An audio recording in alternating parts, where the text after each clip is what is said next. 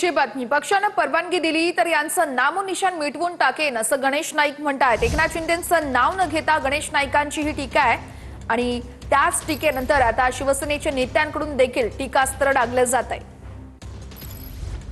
किल्ले कोणाचे नाहीत आणि भारतीय जनता पक्षाने आता परवानगी दिली ना यांचे नामोनिशाण साफ करून टाकू। मी आज परत बोलू पण काय आम्ही भारतीय जनता पक्ष शिस्तीचा पक्ष आहे म्हणून आम्ही आदेश मानतो।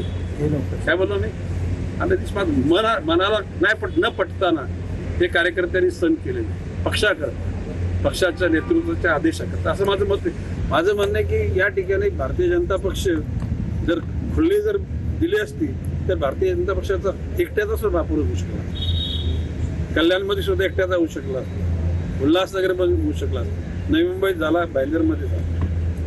मी गणेश नाईकांच्या भूमिकेशी सहमत आहे। ठाण्याच्या निवडणुकीत सुद्धा साताऱ्यातल्या ड्रग्जचा पैसा मोठ्या प्रमाणात आला